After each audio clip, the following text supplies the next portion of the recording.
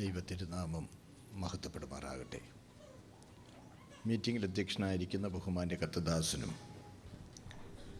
സന്നിഹിതരായിരിക്കുന്ന ബഹുമാന്യരായ മറ്റ് കർത്തൃശുശ്രൂഷകന്മാർക്കും പ്രിയമുള്ള സഹോദരീ സഹോദരങ്ങൾക്കെല്ലാവർക്കും യേശുക്രിസ്തുവിൻ്റെ പരിശുദ്ധ നാമത്തിൽ സ്നേഹവന്ദനങ്ങൾ അറിയിക്കുന്നു. സ്തോത്രം. കർത്താവിൻ്റെ മടങ്ങിവരവ് ഒരു ദിവസം കൂടെ വൈകിയത് കൊണ്ടും കർത്താവിന് പ്രസാദമായി നമ്മുടെ ജീവിതത്തോട് ഓരോ ദിവസം കൂടെ കൂട്ടുവാൻ കർത്താവിന് പ്രസാദമായതുകൊണ്ടും ഇന്ന് രാത്രി നമ്മുടെ ഈ കൂടിവരവ് സാധ്യമായിരിക്കുന്നു. സ്തോത്രം. കർത്താവിൻ്റെ സന്നിധിയിൽ ഈ ആയുസ്സിൽ ദൈവസന്നിധിയിലായിരിക്കാൻ കർത്താവ് തന്ന ഈ വിലപ്പെട്ട അവസരത്തിനായി ഞാൻ കർത്താവിനെ നന്ദിയോടെ സ്തുതിക്കുകയും കർത്താവിനെ മഹത്വപ്പെടുത്തുകയും ചെയ്യുന്നു. സ്തോത്രം. ഞാൻ ഇന്നലെ ദൈവസന്നിധിയിൽ ഓർത്തതുപോലെ എനിക്കറിയാം നിങ്ങൾ വളരെ ബദ്ധപ്പാട് സഹിച്ചാണ് ഈ യോഗങ്ങളിൽ സംബന്ധിക്കുന്നതെന്നുള്ളത്. ഈ ദിവസങ്ങൾ വർക്കിംഗ് ഡേയ്സാണ്. ദൂരെ യാത്ര ചെയ്ത് തിരക്കുള്ള ജീവിതത്തിനിടയിൽ നിങ്ങൾ സമയം വേർതിരിച്ച് യോഗങ്ങൾക്ക് വരുന്നതിൽ ഞാൻ നിങ്ങളെ അഭിനന്ദിക്കുന്നു. ദൈവം നിങ്ങൾക്ക് പ്രതിഫലങ്ങൾ നൽകി അനുഗ്രഹിക്കട്ടെ എന്ന് ഞാൻ പ്രത്യേകം പ്രാർത്ഥിക്കുന്നു. സ്തോത്രം. അതുകൊണ്ട് ഇവിടെയുള്ള ഓരോ മിനിറ്റും വിലപ്പെട്ടതാണെന്നുള്ളത് നന്നായി എനിക്കറിയാം. നാളെ പ്രവൃത്തി ദിവസമായതുകൊണ്ട് നിയമിക്കപ്പെട്ട സമയത്ത് തന്നെ എൻ്റെ വാക്കുകൾ ഞാൻ ഉപസംഹരിക്കുന്നതാണ്. ഞാൻ കഴിഞ്ഞ രാത്രി സൂചിപ്പിച്ചതുപോലെ സമയപരിമിതി കൊണ്ടോ എൻ്റെ ഭാഷയുടെ പരിമിതി കൊണ്ടോ മറ്റെന്തെങ്കിലും പരിമിതി കൊണ്ടാകട്ടെ ഞാൻ പറയുന്ന ഏതെങ്കിലും ആശയം, ഏതെങ്കിലും കാര്യം ബഹുമാന്യരായ എൻ്റെ കേൾവിക്കാരിൽ ആർക്കെങ്കിലും വ്യക്തമാകാതെ പോയാൽ ദയവായി നിങ്ങൾ ചോദിക്കണമെന്ന് ഞാൻ നിങ്ങളോട് ഒരിക്കൽ കൂടി അപേക്ഷിക്കുന്നു. സ്തോത്രം. എന്നോട് ചില സഹോദരങ്ങൾ പറഞ്ഞിട്ടുണ്ട്, they are not that fluent with Malayalam, so I'm asked to put a sentence here and there in English. I would appreciate speaking in English and there being a translation too, but our time does not allow us. തന്നെയല്ല, മലയാളം മാത്രം അറിയാവുന്ന സഹോദരങ്ങൾ നമ്മുടെ ഇടയിലുണ്ടല്ലോ. അതുകൊണ്ട് ഞാൻ അതിനായിട്ട് മുതിരുന്നില്ലെങ്കിലും ആ ഉള്ളിടത്തോളം ലളിതമായ മലയാളം പറയാൻ ശ്രമിക്കുന്നതും ഇടയ്ക്കിടയ്ക്ക് തീർച്ചയായിട്ടും പ്രധാന ആശയങ്ങളെല്ലാം ഇംഗ്ലീഷിൽ പറയാനായിട്ട് ഉത്സാഹിക്കുന്നതുമാണ്. സ്തോത്രം. Please bear with us rather. സ്തോത്രം. നിങ്ങൾ ഞങ്ങളുടെ കൂടെ ഉണ്ടായിരിക്കണമെന്ന് അപേക്ഷിക്കുന്നു. അല്ല, ചിലപ്പോൾ ആ ഭാഷയുടെ വ്യത്യാസം കൊണ്ട് തന്നെ if you fail to follow what I'm telling you, you are most welcome to raise your point after the meeting. Please understand our limitations. എന്നാൽ ഒരു കാര്യം മറക്കരുത്, ഞങ്ങളിവിടെ പറയുന്നത് ഏറ്റവും ഗൗരവമായ കാര്യമാണ്. നമ്മുടെ നിത്യജീവനെ സംബന്ധിക്കുന്ന വളരെ ഗൗരവമായ കാര്യമാണ് ഞങ്ങളിവിടെ പറയുന്നത്. സ്തോത്രം. അവിടെ അത് അർഹിക്കുന്ന ഗൗരവത്തോടുകൂടി നിങ്ങൾ എടുക്കണേ എന്ന് ഞാൻ അപേക്ഷിക്കുന്നു. സ്തോത്രം. നമ്മളിപ്പോൾ പാടി, കർത്താവേ അഗ്നി എന്നിൽ കത്തണമേ, ഞങ്ങളുടെ അശുദ്ധിയെല്ലാം മാറണമേ എന്ന്. സ്തോത്രം. അത് ഹൃദയപൂർവമായൊരു പ്രാർത്ഥനയാണോ? എന്താണ് ഈ അഗ്നി? എങ്ങനെയാണ് ഈ അശുദ്ധി മാറുന്നത്?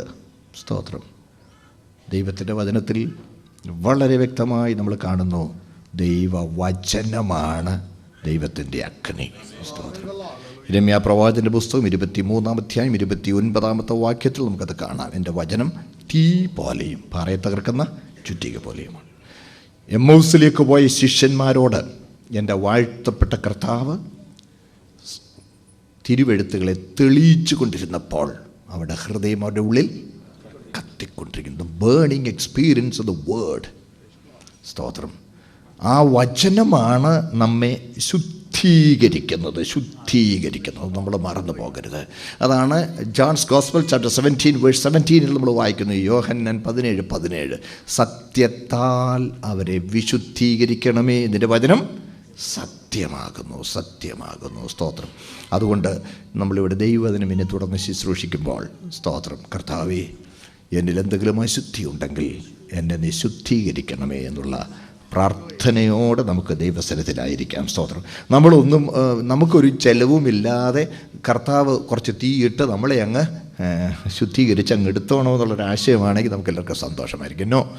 ഇന്ന് ഞാൻ നിങ്ങളോട് പറയാൻ പോകുന്ന കാര്യം, ഒരു വേള നിങ്ങളുടെ ആശയങ്ങളിൽ നിന്ന് ഏതെങ്കിലും നിലയിൽ വ്യത്യാസപ്പെട്ടെങ്കിൽ നിങ്ങൾ എന്നോട് ഒഫൻഡഡ് ആകരുത്.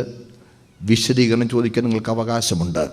ഞാൻ 100% ദൈവവചനാനുസൃതമായി തന്നെയാണ് നിങ്ങളോട് സംസാരിക്കുന്നത്. സ്തോത്രം.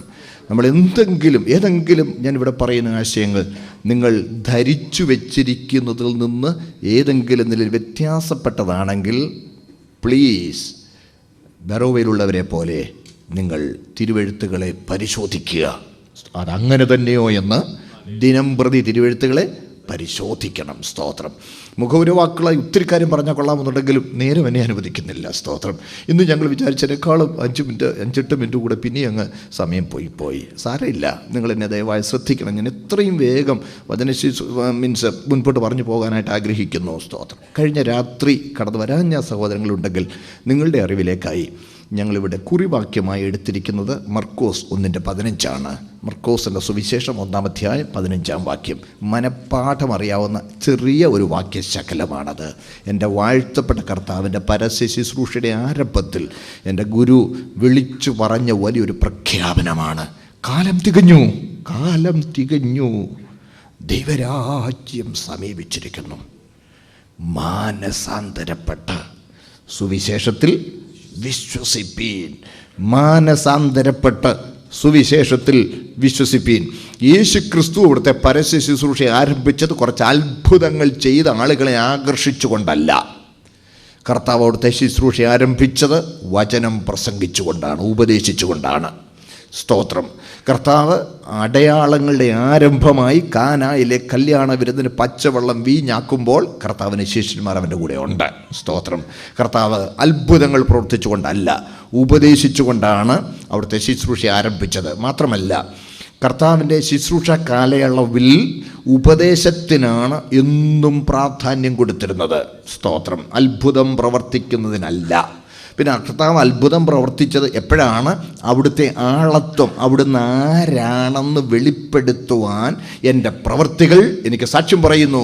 Who I am is declared by what I do എന്ന് പറഞ്ഞുകൊണ്ട് കർത്താവ് അത്ഭുതങ്ങൾ പ്രവർത്തിച്ചു. To explain his personality, to demonstrate who he was or rather who he is, and to explain through the miracles the mission for which he has come. കർത്താവ് വന്ന ദൗത്യം എന്താണെന്ന് വെളിപ്പെടുത്തുവാനുമാണ് കർത്താവ് അത്ഭുതം ചെയ്തത്. അതുകൊണ്ടാണ് വിശുദ്ധ തിരുവെഴുത്ത് പരിശോധിക്കുമ്പോൾ കർത്താവ് ചെയ്ത അത്ഭുതങ്ങളെ വെറും അത്ഭുതങ്ങളെന്ന് മാത്രമല്ല പറഞ്ഞേക്കുന്നത്. വെറും അത്ഭുതങ്ങളല്ല, കർത്താവ് ചെയ്ത അത്ഭുതങ്ങളെ അടയാളങ്ങൾ എന്നാണ് പറഞ്ഞിരിക്കുന്നത്. അടയാളങ്ങൾ. സ്തോത്രം. എന്താ അത്ഭുതവും അടയാളവും തമ്മിലുള്ള വ്യത്യാസം? വെറും അത്ഭുതമല്ല കർത്താവ് ചെയ്തത്, എല്ലാം അടയാളങ്ങളാണ്. അടയാളമെന്ന് പറഞ്ഞാൽ അത് അതിൽ തന്നെ പൂർണ്ണമല്ല. എളുപ്പം മനസ്സിലാക്കാൻ ഉപകരിക്കുന്ന ഒരു ഉദാഹരണം പറയാം. ശ്രദ്ധിക്കണേ. അതായത് നിങ്ങൾ റോഡിൽ വണ്ടി ഓടിച്ച് പോകുമ്പോൾ റോഡ് സൈഡിൽ ഒരു വലിയ ചതുരത്തിലുള്ളൊരു വെളുത്ത ബോർഡ്, അതിൻ്റെ നടുക്ക് ഒരു ചുവന്ന വൃത്തം, അതിൻ്റെ നടുക്ക് ഒരു കുരിശടയാളം, അതിൻ്റെ താഴെ ഏതെങ്കിലും ഒരു ദിശയിലേക്ക് ഒരു ആരോർക്ക് അമ്പിൻ്റെ അടയാളം കണ്ടപ്പോൾ ഒന്നും എഴുതിയിട്ടില്ല. അതൊരു ഇൻ്റർനാഷണൽ സൈനാണ്, അന്തർദേശീയമായ ഒരു അടയാളമാണ്. അത് കാണുമ്പോൾ നമുക്ക് മനസ്സിലാകും ആ ഡിറക്ഷനിൽ ഒരു എന്തായിരിക്കും, ഹോസ്പിറ്റലുണ്ട്, ഒരു ആശുപത്രി ഉണ്ടെന്ന് മനസ്സിലാകും. ഒരാൾ സൈക്കിളിൽ നിന്ന് വീണു, മുട്ടൊന്ന് പൊട്ടി വെച്ച് അടുത്ത് നിൽക്കുന്നവരോട് ചോദിച്ചെന്നിരിക്കട്ടെ, പ്ലീസ് ഇവിടെ ഞാനൊന്ന് വീണു കേട്ടോ, ഒരു TT ഇഞ്ചക്ഷൻ എടുക്കണം, ഒന്ന് ഡ്രസ്സപ്പ് ചെയ്യണം, അടുത്തെങ്ങാനും ആശുപത്രി ഉണ്ടോ എന്ന് ചോദിക്കുമ്പോൾ, കണ്ടില്ലേ അതാ ആശുപത്രിയുടെ ബോർഡ്, അത് കണ്ടില്ലേ, അതാ ആശുപത്രി, കണ്ടില്ലേ, അതാ ഡിറക്ഷൻ എന്ന് പറയുമ്പം വേഗം ശരി ആശുപത്രി കണ്ടു.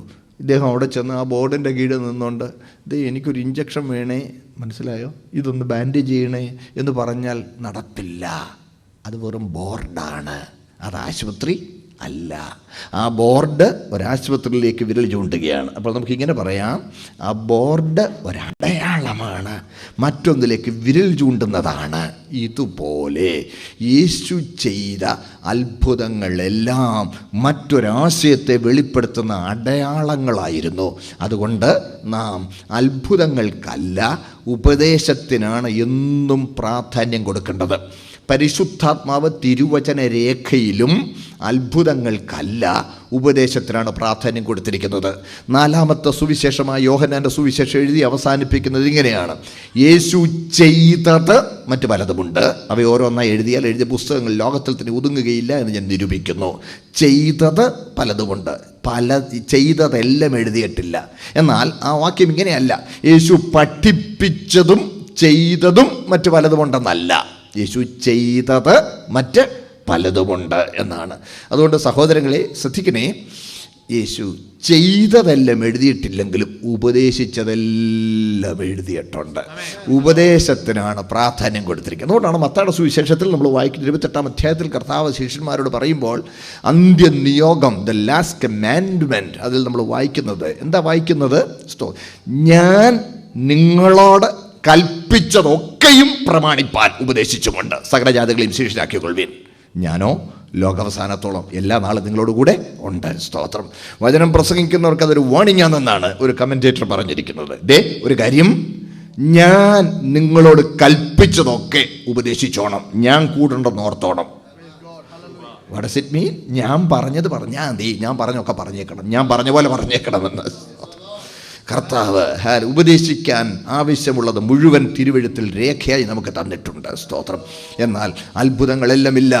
അപ്പോൾ തിരുവചന രേഖയിലും ഉപദേശത്തിനാണ് കമ്പാരിറ്റീവ്ലി ഇമ്പോർട്ടൻസ് കൊടുത്തിരിക്കുന്നുള്ളത് നമ്മൾ മറന്നു പോകരുത്. അതുകൊണ്ട് ഞാൻ വചനം പ്രസംഗിക്കുമ്പോൾ അത് ഏറ്റവും ഗൗരവമുള്ളൊരു വിഷയമാണെന്നുള്ള സ്വയബോധത്തോടെ ഞാൻ പ്രസംഗിക്കുന്നു. അത് കേൾക്കുന്ന നിങ്ങളും ആ ബോധ്യത്തോടുകൂടി ഇരിക്കണേ എന്ന് അപേക്ഷിക്കുന്നു. ഞാൻ പലപ്പോഴും പ്രസംഗിക്കാൻ എഴുന്നേൽക്കുന്ന ദൈവസന്നിധിയിൽ ഏറ്റുപറയുന്ന ഒരു വാക്യം പത്രോസിൻ്റെ 1-ാം ലേഖനം 4:11. നേരം പോയോണ്ട് ഞാൻ അങ്ങ് പറയാം.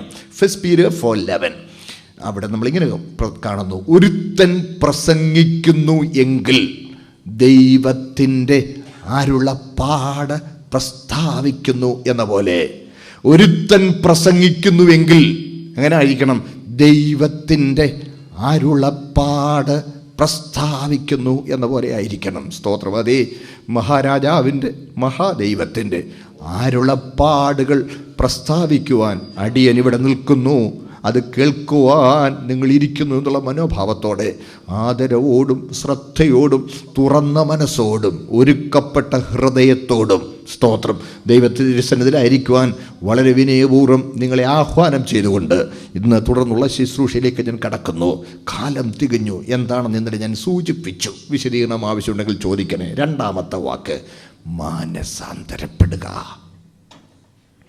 മാനസാന്തരപ്പെട്ട, എനിക്കറിയാം ഞാൻ ആ വാക്ക് പറയുമ്പോൾ തന്നെ നിങ്ങൾക്ക് ചിലപ്പോൾ ഇച്ചിരി ബുദ്ധിമുട്ട് തോന്നുന്നു. എൻ്റെ ഉപദേശി ദുബായിൽ വന്നിട്ട് നിങ്ങൾ ഞങ്ങളോട് എന്നാ പ്രസംഗിക്കാൻ പോകുന്നേ? മാനസാന്തരമോ? മനുഷ്യനെ കളിയാക്കാതെ. ഞങ്ങൾ PhD നിരന്നിരിക്കുമ്പോൾ അക്ഷരമാല പഠിപ്പിക്കാൻ വന്നേക്കുന്നു. ക്ഷമിക്കണേ. സ്തോത്രം. എന്നാലും ഞാനൊന്ന് പറഞ്ഞോട്ടെ, ഒരാളെങ്കിലും അക്ഷരമാല അറിയാത്തവരുണ്ടെങ്കിൽ ആ ആളാണ് എൻ്റെ ലക്ഷ്യം. സ്തോത്രം. ഏറ്റവും ഗൗരവമുള്ളൊരു വിഷയമാണിത്. മാത്രമല്ല, ഞാനിത് പറയുമ്പോൾ നിങ്ങളുടെ മനസ്സിൽ നിങ്ങൾ രൂപപ്പെടുത്തിയിരിക്കുന്ന ആശയം അങ്ങനെ തന്നെയാണോ എന്ന് ദയവായി ഒന്ന് വെരിഫൈ ചെയ്ത് നിങ്ങൾ, സ്തോത്രം, വരുത്താനുള്ള എന്തെങ്കിലും മാറ്റമുണ്ടെങ്കിൽ തിരുവചനത്തിൻ്റെ സ്ഥാനത്ത് വരുത്തുവാൻ ഞാൻ അപേക്ഷിക്കുന്നു. സ്തോത്രം. ഗ്രഹിക്കുവാൻ കഴിഞ്ഞില്ലെങ്കിൽ അംഗീകരിക്കുവാൻ കഴിഞ്ഞു. If you can accept and if you can agree with what I'm telling you, you are most welcome to raise your point after the meaning. സ്തോത്രം. ഞാൻ മുമ്പോട്ട് പൊക്കൊള്ളട്ടെ. മാനസാന്തരം ഈ പൊതുലോകത്തിൽ ഉപയോഗിക്കുന്ന വാക്കുകൾ ആത്മിക വിഷയങ്ങളിൽ ഉപയോഗിക്കുമ്പോൾ പൊതുലോകത്തിൽ അതിനുള്ള ആ ആശയങ്ങൾ പലപ്പോഴും ആത്മീയ ആശയത്തെ കൂടെ സ്വാധീനിക്കാറുണ്ട്. സ്തോത്രം. പൊതുലോകത്തിൽ മാനസാന്തരപ്പെടുക എന്ന് പറഞ്ഞാൽ ദുർമാർഗത്തിൽ നിന്ന് സന്മാർഗത്തിലേക്ക് തിരിയുക എന്ന ആശയമാണ് പലപ്പോഴും നമ്മൾ കാണുന്നത്. ശരിയല്ലേ?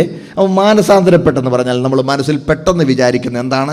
അവൻ കള്ളുകുടി നിർത്തി, ദുർമാർഗം നിർത്തി, കള്ളക്കച്ചവടം നിർത്തി, ബ്ലേഡ് കമ്പനി നിർത്തി, വേണ്ടാത്ത സകല അഴുക്കു വഴികൾ നിർത്തി, ആള് ക്ലീനായി, ഗുണപ്പെട്ടു, മര്യാദയായി, മാന്യനായി. ഇതാണ് നമ്മൾ പലപ്പോഴും മാനസാന്തരപ്പെട്ടു എന്ന് കേൾക്കുമ്പോൾ നമ്മുടെ മനസ്സിൽ ഓടി വരുന്ന ആശയം. അതുകൊണ്ട് തന്നെ വേദപുസ്തകത്തിലും ആ വാക്ക് മാനസാന്തരപ്പെടുക എന്ന വാക്ക് വരുമ്പോൾ വേണ്ടാത്ത ദുർമാർഗങ്ങളൊക്കെ നിർത്തി ദൈവത്തെ വിളിക്കാൻ തുടങ്ങുക എന്ന ആശയമേ നമ്മുടെ മനസ്സിൽ വരാറുള്ളൂ.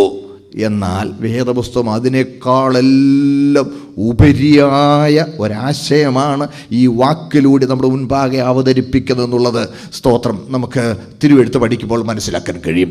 ഈ നമ്മൾ പലപ്പോഴും ഉണ്ടല്ലോ ഈ മൂലകൃതിയിലെ വാക്കുകളൊക്കെ പറയാറുണ്ട്. എന്തിനാ ഈ മൂലകൃതിയിലെ വാക്കുകൾ പറയുന്നതെന്ന് ചോദിച്ചാൽ സഹോദരങ്ങളെ, ഈ നമ്മുടെ ഭാഷയ്ക്ക് അതിൻ്റെ പരിമിതിയുണ്ട്, ഭാഷകൾക്കെല്ലാം അതിൻ്റെ പരിമിതിയുണ്ട്. എന്നാൽ വിശുദ്ധ തിരുവെഴുത്തിൻ്റെ മൂലഭാഷകളെന്ന് പറഞ്ഞാൽ വളരെ വളരെ വളരെ ശ്രദ്ധേയമായ വാക്കുകൾ നമുക്കവിടെ കാണാൻ കഴിയും. ഞാൻ ഈ ഇച്ചിരി കൂടി കാര്യമെന്ന് പറഞ്ഞോട്ടെ അതിനെക്കുറിച്ച്, ഈ ഭാഷയെക്കുറിച്ച്. ഈ ലോകത്തിലെ ഭാഷകളെ രണ്ടായിട്ട് തിരിക്കാം. മുഴുവൻ ഭാഷകളെ രണ്ടായിട്ട് തിരിക്കാം.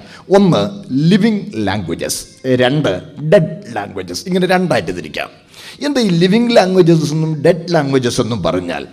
ഈ ലിവിങ് ലാംഗ്വേജസ് എന്ന് പറഞ്ഞാൽ ജീവിക്കുന്ന ഭാഷകൾ, നമ്മൾ ഉപയോഗിക്കുന്ന ഭാഷകളെല്ലാം ജീവിക്കുന്ന ഭാഷകളായി. ഇന്ന് ജീവിക്കുന്ന ഭാഷയുടെ പ്രത്യേകത എന്താ? അവ വളരുന്നു, പുതിയ വാക്കുകൾ ഉണ്ടാകുന്നു. മാത്രമല്ല വാക്കുകൾക്ക് അർത്ഥവ്യത്യാസങ്ങൾ ഉണ്ടായിക്കൊണ്ടിരിക്കുന്നു. വ്യാകരണം മാറുന്നു, സ്ട്രക്ചർ മാറുന്നു, ഇതിൻ്റെ പലതും മാറുന്നു.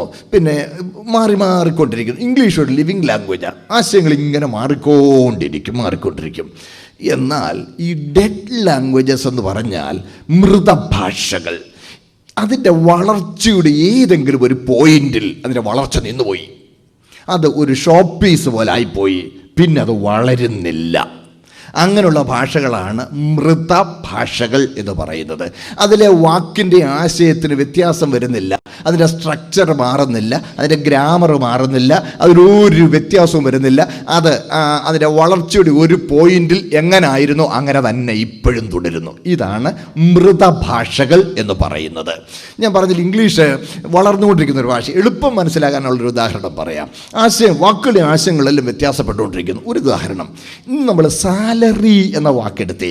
സാലറി എന്ന വാക്കിൻ്റെ അർത്ഥം ശമ്പളം എന്നാണ്. ഇന്ന് നമ്മൾ പറയുമ്പോൾ ശമ്പളം എന്നാണെങ്കിൽ ഒരു ഏകദേശം ഒരു 70 വർഷം മുമ്പ്, അത്രയേ ഉള്ളൂ, ഒരു നൂറ്റാണ്ടിനകം, ഒരു 70 വർഷം മുമ്പ് ആ വാക്കിൻ്റെ അർത്ഥം ഉപ്പെന്നായിരുന്നു. ഉപ്പെന്ന് പറഞ്ഞ ആ വാക്ക് ഇപ്പം നേടാൻ ശമ്പളമായിരിക്കുന്നു. അതെങ്ങനെ അങ്ങനെ വന്നത് പറയാം. ഇംഗ്ലണ്ടിലെ ഒരു പ്രധാന തൊഴിലായിരുന്നു കൽക്കരി കുഴിച്ചെടുക്കുക, കൽക്കരി ഖനിയിലെ ജോലി. ആളുകൾ കൽക്കരി ഖനിയിൽ ജോലി ചെയ്യും, കൂട്ടമായിട്ടാണ് കൽക്കരി ഖനിയിൽ ജോലി ചെയ്യുന്നത്. അപ്പോൾ ഖനിയുടെ ഉടമസ്ഥൻ 10 പേരെ ഒരു ഭാഗത്ത് കൽക്കരി കുഴിച്ചെടുക്കാനാക്കിയിട്ടുണ്ട്. അവർ ഒരാഴ്ച കൊണ്ട് ഒരു ക്വാണ്ടിറ്റി ഓഫ് കൽക്കരി കുഴിച്ചെടുത്തു. ആഴ്ചയിൽ ഒരിക്കലാണ് ഇവർ വന്ന് ശമ്പളം കൊടുക്കുന്നത്. വന്ന് കൽക്കരി അളന്ന് എത്ര കൽക്കരി കുഴിച്ചോ അതിനനുസരിച്ച് ശമ്പളം കൊടുക്കും. 10 പേർക്ക് 33 പൗണ്ട് ശമ്പളം എന്ന് വിചാരിച്ചേ. 33.5 പൗണ്ട് ശമ്പളം 10 പേർക്ക്. അപ്പോൾ 3 പൗണ്ട്, പിന്നെ 3.5 പൗണ്ടുണ്ട് 10 പേർക്ക് വീതിക്കണം. അത് വീതിക്കാവുന്ന പോലൊക്കെ അങ്ങ് വീതിച്ചു.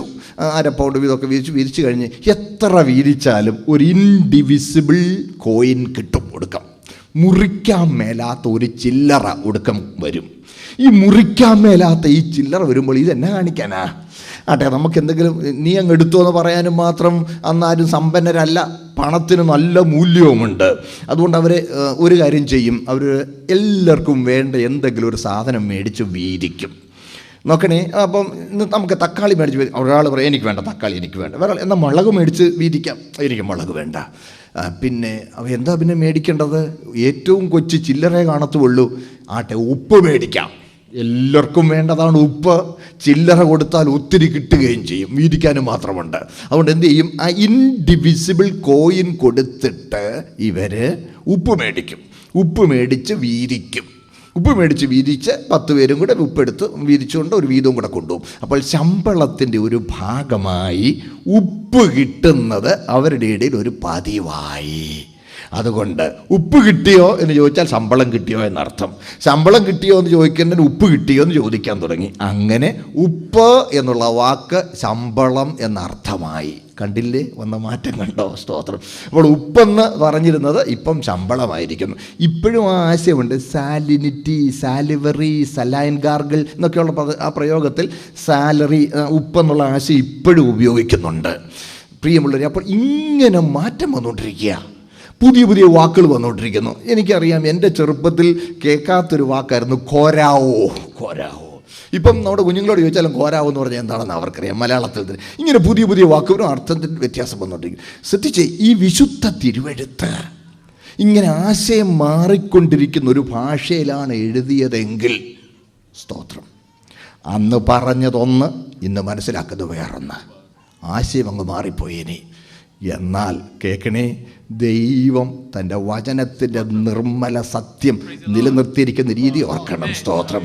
ഹല്ലേലൂയ. വിശുദ്ധ തിരുവെഴുത്ത് എഴുതിയിരിക്കുന്ന, പുതിയ നിയമം എഴുതിയിരിക്കുന്ന കോയിനെ ഗ്രീക്ക്, ക്ലാസിക്കൽ ഹീബ്രു, അറാമായിക്, ഇത് 3 ഭാഷയിലാണ് വേദപുസ്തകം എഴുതിയിരിക്കുന്നത്. ഈ 3 ഭാഷകളും വിശുദ്ധ തിരുവെഴുത്ത് രേഖപ്പെടുത്തപ്പെട്ട് കഴിഞ്ഞ് വളരാൻ ദൈവം അനുവദിച്ചിട്ടില്ല. ഈ ഭാഷകൾ മൃതഭാഷകളായപ്പോൾ അന്ന് മനസ്സിലാക്കിയിരുന്ന അതേ അർത്ഥത്തിൽ ഇന്നും മനസ്സിലാക്കുവാൻ കഴിയുന്നു.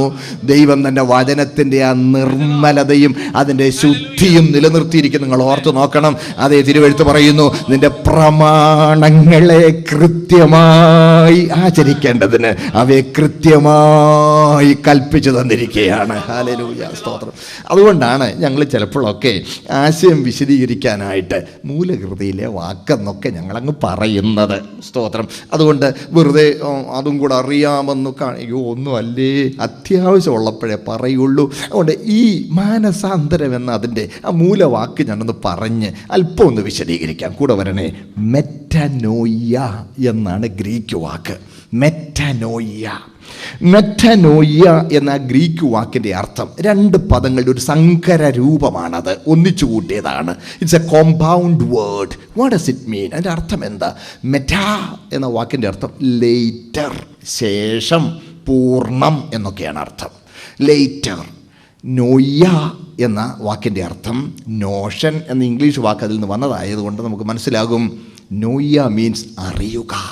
മെറ്റാനോയ്യ എന്ന് പറഞ്ഞാൽ അറിഞ്ഞ ശേഷം ഉള്ള തിരിവ് എന്നാണ് അർത്ഥം.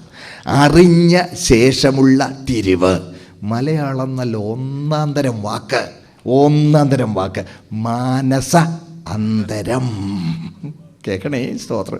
നമ്മുടെ കുഞ്ഞുങ്ങൾക്കൊക്കെ ഇച്ചിരി മലയാളമൊക്കെ കൂടെ പഠിപ്പിച്ചു കൊടുക്കണം. Think not that English is the best language. Of course that is the most widely spread language which has the greatest currency in the whole world. Wherever you go, if you have English you can somehow manage, but linguistically speaking that poor language lacks in many things. തിരിക്കല്ല, സത്യമായി കിട്ടോ, സ്തോത്രം. അതിന് ഉദാഹരണം എടുത്തു. മാനസാന്തരമുള്ളതിൻ്റെ English വാക്ക് എന്തോ? Repent. What does it mean? It rather conveys very വളരെ കുറച്ചേ അതിനകത്ത് ഉള്ളൂ. അതുകൊണ്ട് മലയാളത്തിലെ ആ വാക്ക് നന്നായിരിക്കുന്നു. മെറ്റാനോയ്യ, അറിഞ്ഞ ശേഷം, മനസ്സിലാക്കിയ ശേഷം അന്തരമുണ്ടാകുന്നു, മാറ്റമുണ്ടാകുന്നു. വൗ, എന്തൊരു നല്ല ആശയമാണ് നമ്മുടെ മലയാളം വാക്ക്. മാനസാന്തരം, അറിഞ്ഞ ശേഷമുള്ള തിരിവ്, ഇതാണ് മാനസാന്തരം. സ്തോത്രം. ശ്രദ്ധിക്കണേ, ഒരു കാര്യം അറിഞ്ഞതിൻ്റെ വെളിച്ചത്തിൽ തിരിഞ്ഞു, അതാണ് മാനസാന്തരം. സ്തോത്രം. അതെ, മാനസാന്തരം ക്രിസ്തീയ ജീവിതത്തിൻ്റെ ആദ്യത്തെ പടിയാണ്. സ്തോത്രം. മാനസാന്തരം എന്നാൽ പൊതുവെ ചിന്തിക്കുന്നത് ദുർമാർഗത്തിൽ നിന്ന് സന്മാർഗത്തിലേക്കുള്ള തിരിച്ചിലാണെങ്കിൽ വേദപുസ്തകത്തിൽ അതിൻ്റെ അർത്ഥം നോക്കണേ, ദൈവത്തിങ്കലേക്കുള്ള തിരിച്ചിൽ എന്നാണ് അതിൻ്റെ അർത്ഥം. ചില വാക്യങ്ങളൊന്ന് വായിച്ചാൽ നന്നായിരിക്കും. പ്രവൃത്തികളുടെ പുസ്തകം 3-ാം അധ്യായം 19-ാമത്തെ വാക്യം ആദ്യം ഒന്ന് വായിച്ചേക്കണേ. ദൈവത്തിങ്കലേക്കുള്ള മാനസാന്തരവും. കണ്ടോ, ഇനി 26-20 കൂടെ വായിച്ചേക്കണം. ദൈവത്തിങ്കലേക്കുള്ള തിരിവ്, മാനസാന്തരം. 26-20. ആദ്യം ദമസ്കോസിലും യെരുശലേമിലും യഹൂദ്യ പ്രദേശങ്ങളിലുള്ളവരോടും പിന്നെ ജാതികളോടും മാനസാന്തരപ്പെട്ട് ദൈവത്തിലേക്ക് തിരിഞ്ഞ് മാനസാന്തരത്തിന് യോഗ്യമായ പ്രവൃത്തികൾ ചെയ്യണം എന്നും പ്രസംഗിച്ചു. Thank you. ശ്രദ്ധിച്ചേ, മാനസാന്തരപ്പെട്ട് എങ്ങോട്ട് തിരിയണം? ദൈവത്തിങ്കലേക്ക് തിരിയണം. അപ്പോൾ വേദപുസ്തകം പറയുന്ന മാനസാന്തരം ദൈവത്തിങ്കലേക്കുള്ള തിരിച്ചിലാണ്. സ്തോത്രം. നോക്കണേ, ദുർമാർഗത്തിൽ നിന്ന് സന്മാർഗത്തിലേക്ക് തിരിയുന്നതിൽ ഒതുങ്ങുന്നതല്ല. ദൈവത്തിങ്കലേക്കുള്ള തിരിച്ചിൽ. ലോകത്തിൽ മാനസാന്തരം പ്രസംഗിക്കുന്ന ധർമ്മോപദേഷ്ടാക്കന്മാരുണ്ട്. There are moral teachers who teach about repentance. ഇംഗ്ലീഷിലെ ആ വാക്ക് തന്നെ ഞാനങ്ങ് പറയുകയാണ്. Who teach repentance. ലോകത്തിൽ ഒത്തിരി പേരുണ്ട് ദുർമാർഗത്തിൽ നിന്ന് സന്മാർഗത്തിലേക്കുള്ള തിരിച്ചിൽ പ്രസംഗിക്കുന്നു. കോട്ടയത്ത് എനിക്കറിയാം അദ്ദേഹം ഒരു സമർത്ഥനായ മിടുക്കനായ പ്രിൻറ്റിംഗ് പ്രസ്സിൻ്റെ മെക്കാനിക്കായിരുന്നു. മിസ്റ്റർ സജ്ജി പ്രിൻറ്റിംഗ് പ്രസ്സിൻ്റെ മെക്കാനിക്കായിരുന്നു. പക്ഷേ എന്ത് ചെയ്യണം, ഭയങ്കര മിടുക്കനായിരുന്നെങ്കിലും അവന് മദ്യപനായിരുന്നു.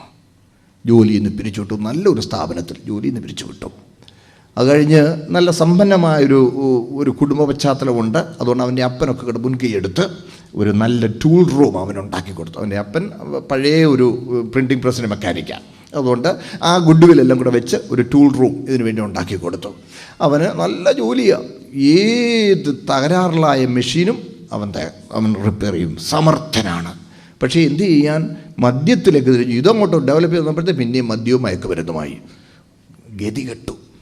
ഇവനെ ആർക്കും വിശ്വസിച്ച് ഒന്നും ചെയ്യിക്കാൻ ഒക്കെ. ഇവൻ വന്ന് മെഷീൻ അഴിച്ചിട്ടേച്ച് പോയാൽ കുറച്ച് കാശ് അഡ്വാൻസ് തന്നിരുന്ന് പറഞ്ഞ് കുറച്ച് കാശ് മേടിച്ചുകൊണ്ട് പോയാൽ ചിലപ്പോൾ ഒരാഴ്ച കഴിഞ്ഞാലേ ഇവനെ കിട്ടത്തുള്ളൂ.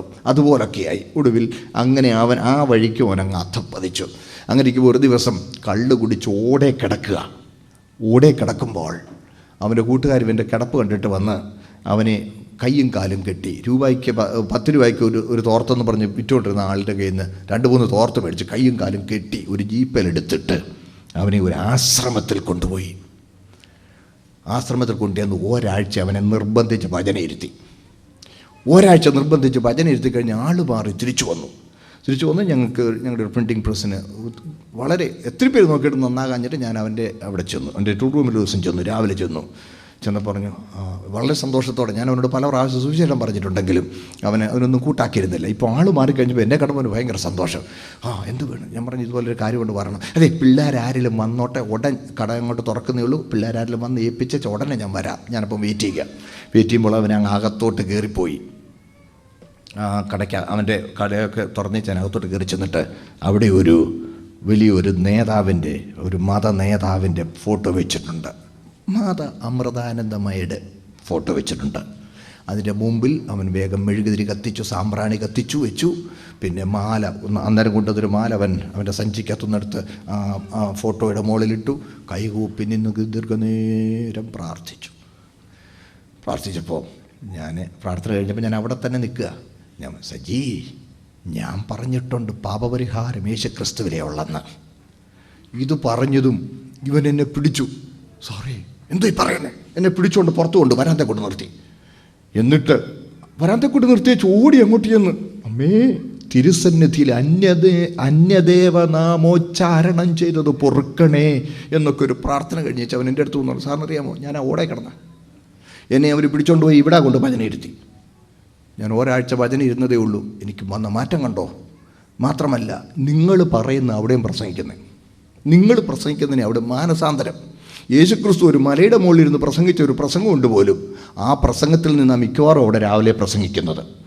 ഞങ്ങൾക്ക് അതിനെക്കുറിച്ച് നന്നായി പഠിപ്പിച്ചു തന്നിട്ടുണ്ട്. അതുകൊണ്ട് ഇത് തന്നെ അവിടെയും പ്രസംഗിക്കുന്നത്, മാനസാന്തരം. എത്രയോ പേരാണ് അവിടെ ചെന്നിട്ട് കള്ളുകൂടി നിർത്തുന്നത്, എത്രയോ പേരാണ് നല്ല വഴിക്ക് പോകുന്നത്. ഇത് തന്നെ അവിടെയും പ്രസംഗിക്കുന്നു എന്ന് പറഞ്ഞ് എന്നെ ഞാനാക്കിയത് അമ്മയാ. നിങ്ങൾ പറയും 10 കൊടുക്കാമെന്ന്. ഞാൻ അങ്ങനല്ല. എനിക്ക് കിട്ടുന്നതിൻ്റെ വീതവും കൊണ്ട് എല്ലാ ആഴ്ചയും പോകും. എല്ലാ ആഴ്ചയിലും പോകും. നോക്കണേ, അവിടെയും എന്തോ പ്രസംഗിക്കുന്നുണ്ട്? മാനസാന്തരം പ്രസംഗിക്കുന്നു. ആ മാനസാന്തരം എന്താണ്? ദുർമാർഗത്തിൽ നിന്ന് സന്മാർഗത്തിലേക്കുള്ള തിരിച്ചിൽ. ഞാൻ ആരെയും വിമർശിക്കുകയല്ല, ഒരു കാര്യം ലളിതമാക്കാനായി ഈ സംഭവം പറഞ്ഞു എന്നേ ഉള്ളൂ. ശ്രദ്ധിക്കണേ, ഞാൻ പ്രിയമുള്ളവർ, ആ സഹോദരനിൽ വന്ന മാറ്റത്തിൽ ഞാൻ വളരെ സന്തോഷിക്കുന്നു. പക്ഷേ വേദപുസ്തകം പറയുന്ന അതിനേക്കാൾ കൂടിയൊരു കാര്യമാണെന്ന് ഞാൻ വിശദീകരിക്കുവാൻ ശ്രമിക്കുകയാണ്. സ്തോത്രം. അതാണ്. ഒരു വാക്യം ഒന്ന് വായിച്ചാൽ ഒന്നുകൂടെ മനസ്സിലാകും. പ്രവൃത്തിയുടെ പുസ്തകം 17-ാം അധ്യായം 30-ാമത്തെ വാക്യം ഒന്ന് വായിച്ചേ. പ്രവൃത്തി 17:30 പ്ലീസ്. വേഗം വായിക്കണം. എന്നാൽ അറിയായ്മയുടെ കാലങ്ങളെ ദൈവം ലക്ഷ്യമാക്കാതെ ഇപ്പോൾ എല്ലായിടത്തും എല്ലാവരും മാനസാന്തരപ്പെടണമെന്ന് മനുഷ്യരോട് കൽപ്പിക്കുന്നു. എല്ലായിടത്തും എല്ലാവരും മാനസാന്തരപ്പെടണം. പൊതുലോകം പറയുന്ന മാനസാന്തരം സന്മാർഗിക്ക് ആവശ്യമില്ല. അവൻ സന്മാർഗത്തിലാണ്. ദുർമാർഗത്തിൽ ജീവിക്കുന്നവർക്ക് മാത്രമേ പൊതുലോകം പറയുന്ന മാനസാന്തരത്തിന്റെ ആവശ്യമുള്ളൂ. സ്തോത്രം. എന്നാൽ വേദപുസ്തകം പറയുന്ന മാനസാന്തരം എല്ലായിടത്തും എല്ലാവരും മാനസാന്തരപ്പെടണം. സ്തോത്രം. അപ്പോൾ അതിൻ്റെ അർത്ഥം എന്താണ്? എല്ലായിടത്തും എല്ലാവർക്കും ആവശ്യമുള്ളതാണ് ദൈവത്തിങ്കിലേക്കുള്ള തിരിച്ചിൽ. ഒന്നുകൂടി വ്യക്തമാക്കിയാൽ, സ്വയത്തിൽ നിന്ന് ദൈവത്തിങ്കിലേക്കുള്ള തിരിച്ചിലാണ് വേദപുസ്തകം പറയുന്ന മാനസാന്തരം. സ്വയത്തിൽ നിന്ന് ദൈവത്തിങ്കിലേക്കുള്ള തിരിച്ചിൽ. സഹോദരങ്ങളെ, ഇതൊന്ന് ശ്രദ്ധിക്കണേ. സ്തോത്രം. ഇന്ന് നമ്മുടെ ചുറ്റുപാടുകൾ നടക്കുന്ന ആത്മിക ശുശ്രൂഷകളിൽ ഇവിടുത്തെ ജീവിതം മെച്ചപ്പെടുന്നതിനാണ് മുൻതൂക്കം കൊടുക്കുന്നതെങ്കിൽ, സ്തോത്രം, അത് തെറ്റിപ്പോയി. സ്തോത്രം. ഇവിടുത്തെ ജീവിതത്തിന് പ്രാധാന്യമുണ്ട്, പ്രാധാന്യമില്ലെന്നല്ല. ഇവിടുത്തെ ജീവിതത്തിന് ദൈവം കരുതിക്കൊള്ളും. ദൈവമല്ലാതെ വേറെ ആരാണ് നമ്മളെ കരുതുന്നത്? നമ്മുടെ ആവശ്യങ്ങൾ സ്തോത്രത്തോടെ ദൈവത്തെ അറിയിച്ചാൽ കർത്താവ് നമ്മളെ കൈവിടുന്നവനല്ല. നമ്മളിവിടെ പാടി കരയുന്ന കാക്ക കുഞ്ഞുങ്ങൾക്ക് പോലും അതിന്റെ ആഹാരം എത്തിച്ചു കൊടുക്കുന്ന നമ്മുടെ വാഴ്ത്തപ്പെട്ട കർത്താവ് സ്വന്തം പുത്രനെ ആദരിയാതെ നമുക്ക് വേണ്ടി തന്നവൻ സകലവും നൽകിത്തരും. ഞാൻ അനുഭവസ്ഥനാണ്. ഹല്ലേലൂയ. എന്നാൽ ഭൗമിക നേട്ടത്തിന് വേണ്ടി അല്ല നാം ദൈവത്തെ പിൻപറ്റുന്നത്, നിത്യജീവന് വേണ്ടിയാണ് നാം ദൈവത്തെ പിൻപറ്റുന്നത്. അതുകൊണ്ട് അതിന് എന്ത് ചെയ്യണം? സ്വയത്തിൽ നിന്ന് ദൈവത്തിങ്കലേക്ക് തിരിയണം. ഹല്ലേലൂയ. ഇത് പിന്നെയും ഞാൻ വ്യക്തമാക്കാം, കൂടെ വരണേ. സ്വയത്തിൽ നിന്ന് ദൈവത്തിങ്കലേക്ക് തിരിയണം. സ്തോത്രം. എന്ന് പറഞ്ഞാൽ എനിക്കു വേണ്ടി ദൈവം, എനിക്കു വേണ്ടി ദൈവം എന്ന് പറഞ്ഞുകൊണ്ടിരിക്കുന്നവൻ, ശ്രദ്ധിക്കണേ, എനിക്ക് വേണ്ടി ദൈവം എന്ന ചിന്തയിൽ നിന്ന് ദൈവത്തിനു വേണ്ടി ഞാൻ എന്ന് പറയുന്ന ഒരു ചിന്തയിലേക്ക് അവൻ ഉയരണം. ഹല്ലേലൂയ. സ്തോത്രം. Think not that God is for me, God is for me. Of course God is for us, but you should not stop there, but rather you should rise up to the thought pattern, I am for God. Not simply God is for me, but you should acknowledge that I am for God. എനിക്ക് വേണ്ടി ദൈവമെന്നല്ല, ദൈവത്തിനു വേണ്ടി ഞാൻ. സ്വയത്തിൽ നിന്ന് ദൈവത്തിങ്കിലേക്കുള്ള ഉയർച്ചയാണ് യഥാർത്ഥ മാനസാന്തരം. Hallelujah. എനിക്ക് വേണ്ടി ദൈവമെന്ന് പറയുമ്പോൾ വലിയവനാരാ? എനിക്ക് വേണ്ടി ദൈവം വലിയവനാരാ? ഞാന്. എനിക്ക് വേണ്ടി ദൈവം വലിയത് ഞാനാ. പ്ലീസ് ഒന്ന് തിരുത്തിയേക്കണേ. എനിക്ക് വേണ്ടി ദൈവമെന്നല്ല, ദൈവത്തിനു വേണ്ടി ഞാൻ എന്ന് പറയുന്ന ഒരു മനോഭാവത്തിലേക്ക് ഞാൻ നിങ്ങളും കടന്നു വന്നേ മതിയാകെയുള്ളൂ. സ്തോത്രം. ഇത് തന്നെ ആശയം ഞാൻ മറ്റൊരു നിലയിൽ കൂടെ ഒന്ന് പറഞ്ഞോട്ടെ. സ്തോത്രം. അതായത് നമ്മൾ രക്ഷിക്കപ്പെട്ടപ്പോൾ നമ്മുടെ ഇവിടുത്തെ ജീവിതം മെച്ചപ്പെടാൻ വേണ്ടി കർത്താവിനെ ഇങ്ങോട്ട് എടുക്കുകയായിരുന്നോ, നമ്മളെ കർത്താവിന് കൊടുക്കുകയായിരുന്നോ? ഒന്നുകൂടെ പറയാം. നമ്മൾ കർത്താവിനെ ഇങ്ങോട്ട് എടുക്കുകയായിരുന്നോ, നമ്മളെ കർത്താവിന് അങ്ങ് കൊടുക്കുകയായിരുന്നോ? തുടക്കമൊക്കെ എടുക്കുക എന്നേ ഒക്കുകയുള്ളൂ. നമ്മളൊക്കെ മനുഷ്യരല്ലേ, നമ്മളൊക്കെ സ്വാർത്ഥതയുള്ളവരല്ലേ. തുടക്കമൊക്കെ അങ്ങനെയാ, ഇങ്ങോട്ടെടുത്തു. പക്ഷെ എടുത്തത് എങ്ങനെയാ? കർത്താവായി ഇങ്ങോട്ട് എടുത്തപ്പോൾ, സ്തോത്രം, അടുത്ത പടിയായി നമ്മളെ കർത്താവിനങ്ങ് കൊടുക്കണം. ഹല്ലേലൂയ. എന്നെ കേൾക്കുന്ന സഹോദരങ്ങളിൽ എത്ര പേർക്ക് പറയാം, ഞാൻ എന്നെ എൻ്റെ കർത്താവിന് കൊടുത്തതാണ്? അങ്ങനെ പറയാവുന്നവർ കരങ്ങളെ ഓർത്ത് ദൈവത്തെ ഒന്ന് മഹത്വപ്പെടുത്തിയാട്ടെ. Praise the Lord. സ്തോത്രം. സഹോദരങ്ങളെ, ഈ അനുഭവത്തിലേക്ക് വരണം. ശ്രദ്ധിച്ചേ പറയാം. നമ്മളെ തന്നെ നമുക്കായി പിടിച്ചു വെക്കാൻ നമുക്കെന്താ അവകാശം? ഞാൻ ഇന്നലെ നിങ്ങളെ ഓർപ്പിച്ചു, നമ്മൾ ദൈവത്തിൻ്റെ വകയാണ്. ഞാൻ എനിക്കായി സൃഷ്ടിച്ച എൻ്റെ ജനം എൻ്റെ സ്തുതിയെ വിവരിക്കട്ടെ. കർത്താവ് നമ്മളെ അവിടുത്തേക്കായി സൃഷ്ടിച്ചു. സ്തോത്രം. നാം നമുക്കുള്ളവരല്ല, നാം ദൈവത്തിനുള്ളവരാണ്. നാം നമ്മെ തന്നെ നമ്മളിലേക്ക് തന്നെ പിടിച്ചു വെക്കുമ്പോൾ, സ്തോത്രം, ദൈവത്തിന് അവകാശപ്പെട്ടത് ദൈവത്തിന് നിഷേധിക്കുന്ന തെറ്റ് നമ്മൾ ചെയ്യുകയാണ്. നമുക്കറിയാം, എൻ്റെ വാഴ്ത്തപ്പെട്ട കർത്താവിനെ പരീക്ഷിക്കുവാനായി പരീശന്മാർ വന്ന് ചോദിച്ചു, കൈസർക്ക് കരം കൊടുക്കുന്നത് യുക്തമാണോ, ഉചിതമാണോ എന്ന് ചോദിച്ചു. കർത്താവ് മറുപടി പറഞ്ഞ എന്താ?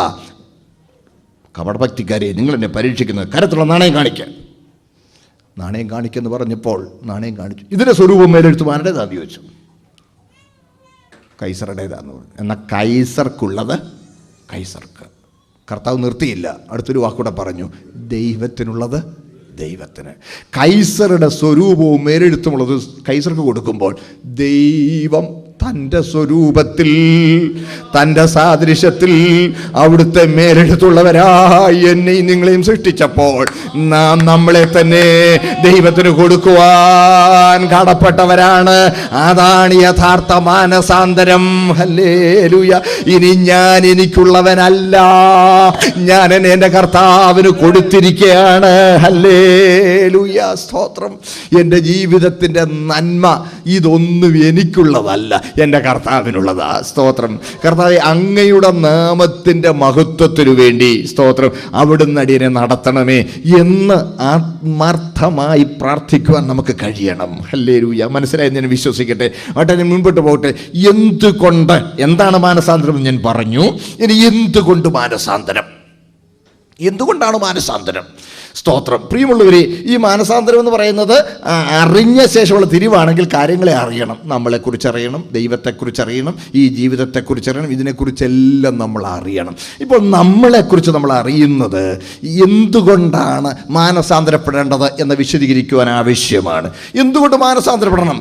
ദൈവം ഒരിക്കലും ബലമായി നമ്മളെ പിടിച്ചെടുക്കുകയില്ല. ദൈവം നമുക്കെല്ലാവർക്കും സ്വതന്ത്രമായ ഇച്ഛാശക്തി തന്നിട്ടുണ്ട്. Every one of us is എൻഡൗഡ് with free will. നമ്മുടെ കാര്യം തീരുമാനിക്കുവാൻ ദൈവം നമുക്ക് സ്വാതന്ത്ര്യവും അവകാശവും തന്നിട്ടുണ്ട്. സ്തോത്രം. നമ്മുടെ നാട്ടിൽ ഒരു പറച്ചില, തലേവരിയാ, തലേവരയാ, തലേവിധിയാ, വിധിയാ, തലയിലെഴുത്ത എന്നൊക്കെ നമ്മൾ പറയാറുണ്ട്. എൻ്റെ സഹോദരങ്ങളെ, തലയിലൊന്നും അങ്ങനെ വരയൊന്നുമില്ല. അതെ, ഉണ്ട്, ഒരു വരയുണ്ട്. ഈ പകുത്ത് ചീകിയപ്പോൾ ഒരു വരയിട്ടു, അതേ ഉള്ളൂ. കേൾക്കുന്നുണ്ടേ? വേറെ തലവരയൊന്നും വരച്ചല്ല നമ്മളെ വിട്ടേക്കുന്നത്. സ്തോത്രം.